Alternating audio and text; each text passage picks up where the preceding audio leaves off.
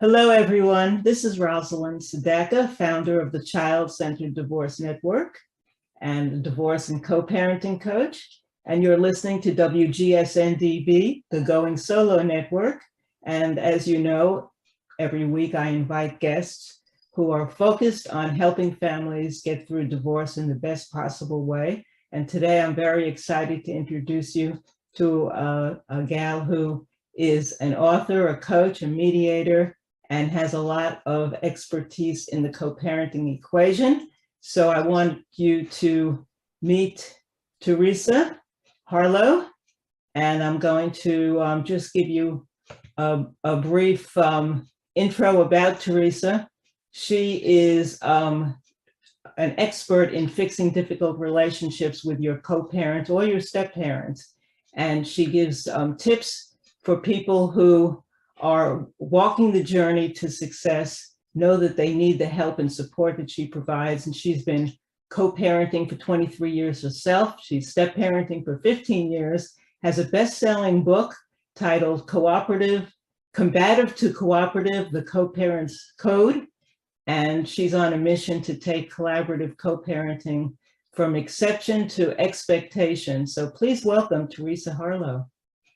Hi, Rosalind. Thanks for having me. I just want to make a correction on the book title. So the book is Combative to Collaborative, the Co-Parenting Code. Oh, thank you so much for clarifying that. I am sorry. I misread that. So I'm so glad. Well, it's okay. There's a lot of C's and a lot of syllables. Yes. Combative to Collaborative, the Co-Parenting Code. And so I wanted to start our conversation by asking you why it's so hard for so many people to collaboratively co-parent, because we all know that's the reality. Right.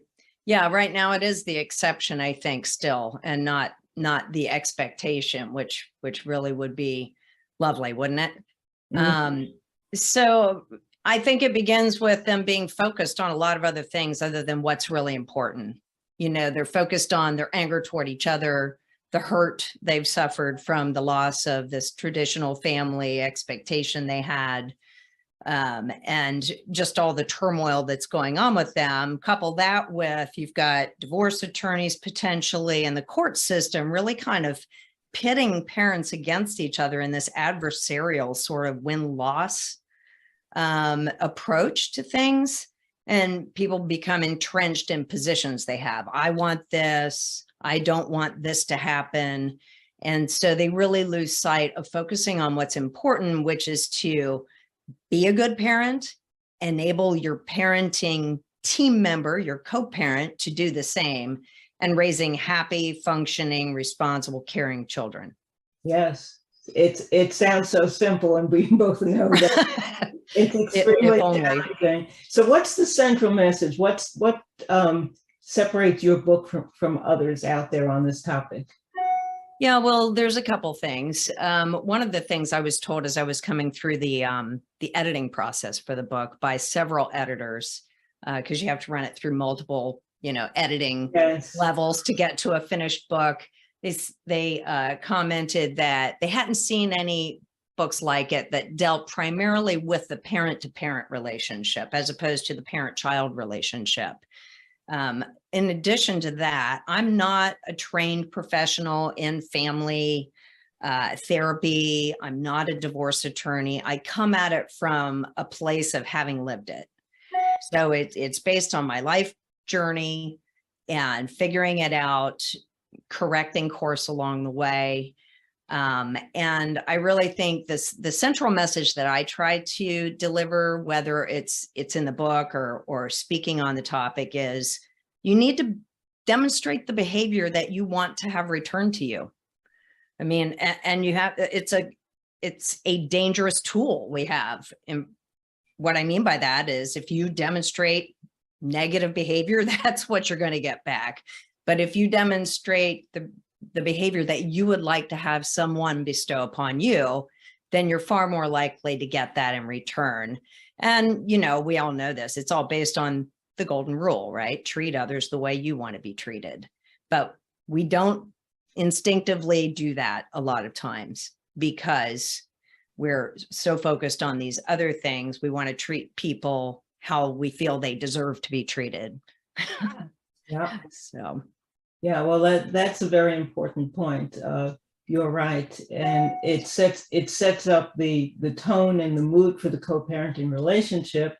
And we're also role models for our children. And so what are we teaching our children about how to deal with conflict and with challenges in life that aren't so easy? They're looking at their parents, and sometimes their parents are behaving extremely immaturely, and little wonder that they're raising children who have a lot of emotional and psychological problems as a result of it. So I was wondering if you could give us an example of some combative behaviors that you address in your book, and some of the alternatives that parents have. I think that would be very helpful. sure. Well, you know, one of the more, I guess, common things, I think that no matter what your level of parenting is, you know, in your, what I'll call your proficiency at it, a lot of people stumble when it comes to discipline, when you end up trying to accomplish that across two homes, because you've got maybe a primary parent and, you know, the custodial parent, someone that maybe has more time with the children, and then potentially one that has less time if they don't do a 50-50 split. And each one tries to vie for favor with these kids. So discipline becomes this maybe weapon they use or don't use, as it will. They tend to shy away from imposing discipline on children because they don't want the kids to not want to come to their house, or they're afraid they'll pick the other parent over them. And so instead, the parent doesn't impose the limits or the responsibilities on the child, and they go without learning those things and recognizing reasonable limits to place on their own behavior. But instead, what I tell parents is to, you know, cooperate on this. And you know, you're going to hear this a lot as we talk. Talking about it is really a key. And whether you can talk verbally to each other or communicate in some other fashion, sharing the information about what your children's struggles are with dealing with limitations and discipline of various types is going to be helpful for you guys to communicate on, because that way you'll understand what the child needs at both homes. And it won't be this like weird, you know, void that you're not speaking about and that you're just guessing at, whether it's just a situation that happens at your home or something they're carrying back and forth with them. Yeah. You know, another thing that tends to obviously cause a lot of problems in many co-parent couples is when new people come into the equation. Yes. You know, the new romantic partner that maybe eventually becomes a step parent. And this can be problems on both sides. I mean, both sides can inflict harm here. You know, you've got the primary parent that maybe feels threatened by a step parent stepping in and imposing their influence, their style of parenting, and whatever it is on those children. And, you know, we tend to go all mama bear on people. No, it's my child. I want them parented this way. And how dare they, you know, step in. But on the other side of that, you may have a step parent who has really good intentions. They're trying to prove themselves. They just want to be part of this new family that they've joined. And then, of course, you also have the step parents who maybe aren't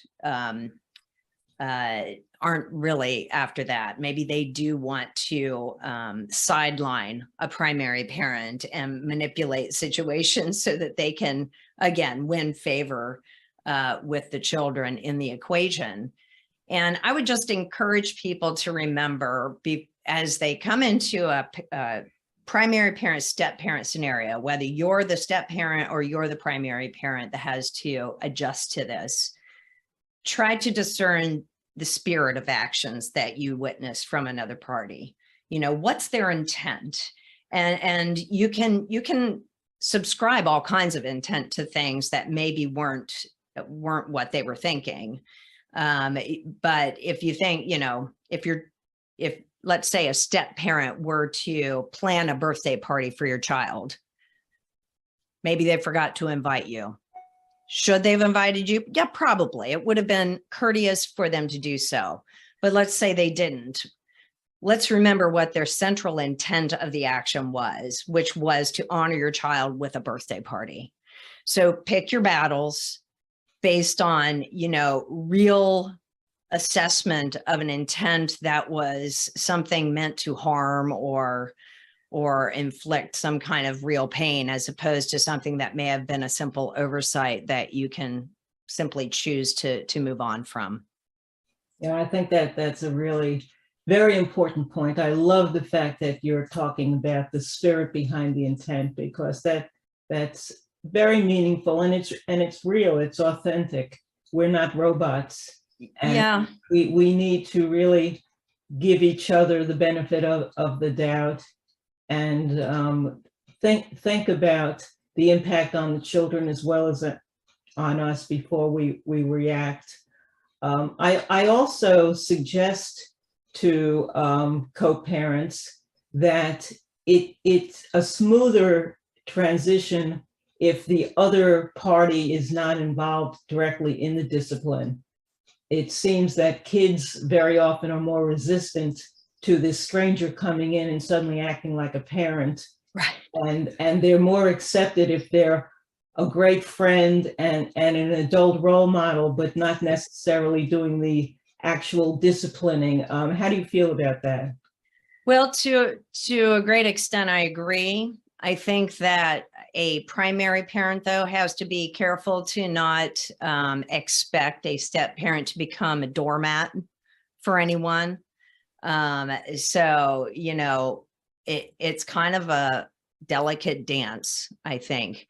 If a child is living in a step parent's home, they should be, there should be expectations that a step parent can hold for that child. But again, they do need to be selective in what that means. And I would, use the primary parent as maybe that sounding board, that intermediary, as opposed to going straight to the children in most cases. But there are exceptions, and that would be where there's any kind of risk, danger of some type of physical harm or anything like that, true risky behavior that needs to be dealt with immediately. I mean, we have to be realistic and reasonable. Yeah, well, that's great. And I think that's very important for people to hear and understand. We're going to take a quick break. We've been talking to Teresa Harlow, and we'll be right back. Okay, we're back now, and this is Rosalind Sedacca. You're listening to WGSN-DB, the Going Solo Network, with Rosalind Sedacca, founder of the Child-Centered Divorce Network. We're talking to Teresa Harlow, who's the author of the wonderful new book, Combative to Collaborative, the Co-Parenting Code. And we're talking about what's part of that co-parenting code and addressing a lot of issues that everyone faces when they're co-parenting and moving on into other relationships as well. And I was curious about your take on when divorced and separated parents have conflicts with one another. What do you just suggest that they do or don't do to ease the way? Rosalind, this is going to sound shocking. They should talk about it. And it sounds like, oh, well, duh. But a lot of times when I'm coaching co-parents, they come to me and they say, I have this problem with my co-parent. My child's telling me that's going on. And my first question to him is always, have you spoken to him about it? And I'm just always shocked when they say, no. And a lot of times what they'll say in response to that, no, why would I do that? They don't listen, or they're not willing to have a conversation, or they never return my request for conversation. And that may be true, but the attempt should be made every time, because you have to demonstrate the behavior you want to get back. And it doesn't always take immediately. Somebody may have to, in their own time, get there. But I always encourage people to take the steps that they know are the right ones, even if they may not work. And eventually maybe that step will click. What I would say that I really discourage people from doing is, well, everybody says this, it's an obvious one. Don't talk to the kids about it, because you're just putting them in the middle. But more importantly, a lot of people jump to this idea of, well, I guess I have to take it to court if they're not like abiding by a parenting plan, for instance. Maybe they're not keeping up their end of the deal from, how much time they're supposed to spend with the children, or maybe the financial side of things, whatever it is. And so rather than talking to them and trying to work it out amongst themselves, they take them to court and get into this, litigation process, which just, if you take someone to court, how do you feel if you, get served papers from a court system? It's not a positive experience, right? So you're just really setting people up to be adversarial and have conflict with you. And if you can't do it on your own, and when I say communicate, I'm including things like verbal communication, face-to-face, over the phone, Zoom, like we're doing here, as well as there are some great co-parenting apps out there, our Family Wizard, to name just one. If you can't get there through your own means of communicating directly, then enlist the help of someone that's trained to do that, a neutral third party like a mediator. Absolutely. I think that's so important. And I often suggest to clients that they try to catch their co-parent doing something right. Oh, that's fabulous. Just a small pat on the shoulder. Thanks for picking up Johnny an hour earlier. Whatever it is, it makes it so much easier to make the important requests and deal with the more conflicting issues if on an occasion you're acknowledging your co-parent and finding them doing something that's positive. It's also teaching them that they can be doing the same thing in return, because yes, this is a lifelong relationship, and people don't always enter with an understanding that when the divorce ends and you don't have children, you could go on your merry ways and never interact again the rest of your life. But when you're co-parents, this is forevermore.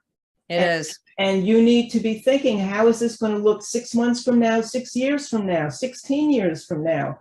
Because your adult children are still going to be children and you're going to be celebrating weddings and birthdays and holidays and all the wonderful things ahead that are part of family life. Why not start it in the best possible way and be as cooperative as you can? It's mind-boggling how people don't understand the bigger picture and how they embarrass their children through immature behavior. Well, and I will say this. So it took me about 10 years to get to a place of cooperation with my stepchildren's mother. So sometimes it doesn't happen. And I'm not blaming her. I'm saying on both sides, we had our issues with trying to come together in an amicable way. So even if you've made mistakes in how you've interacted with a co-parent or a step parent, or they've made mistakes with you, don't give up on it. Mm-hmm. You can always correct course, and it may be some little actions along the way, that pat on the back, like you suggested. I mean, again, demonstrating the behavior you would want someone to demonstrate to you. And when I talk to my clients about this golden rule concept, I try to make it really literal, in that I say, okay, plan to say only words that you would want to hear said to you. I love it. And it kind of makes you go through this exercise. Let me say it out loud.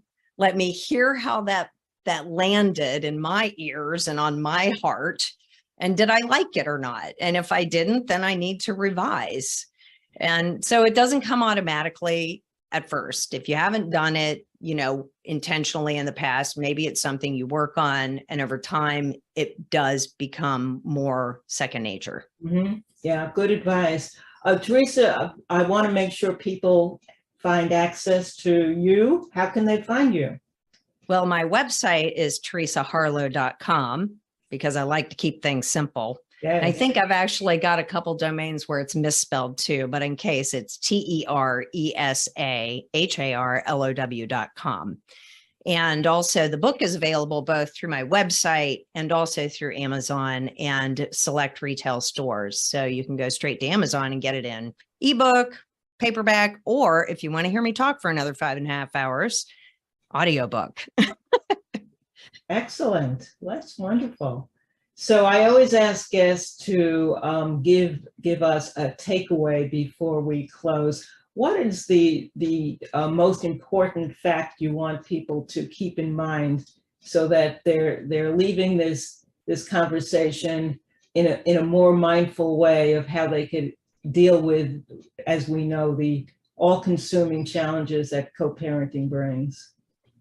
Well, I would say, Rosalind, that they need to consider this a possibility, that they can have an amicable relationship with a co-parent and that it will benefit them and their children. So many people say, do it just for the kids, but I'm a firm believer that you're doing it not just for the kids, but your own personal happiness as well, which is a more realistic approach anyway. So demonstrate those behaviors that you want to have returned to you, and know that even if you're way down the road on something that hasn't been going well, it can always turn around in a moment with an opportunity of kindness shown to each other. Oh, that's wonderful. Words of wisdom from someone who's not only an expert on the topic, but she's lived it and is living through it. So she's speaking from experience, and I so appreciate it. It's been a pleasure talking with you, Teresa Harlow. And you too. I'm hoping that people will get combative to collaborative, because collaborative is such a wise way to focus with most of the issues in life, and especially when it comes to divorcing and co-parenting, step parenting, and everything related to it. So thank you so much. Pleasure talking with you.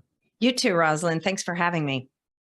And of course, I hope you'll join us again next time on WGSN-DB, the Going Solo Network. And I hope you'll also check out childcentereddivorce.com, where you'll find lots of articles and resources and information, ebooks, e-courses, and programs on all facets of divorcing with children and moving on, dating after divorce successfully. Until next time, this is Rosalind Sedacca. Be well and take care. Bye-bye.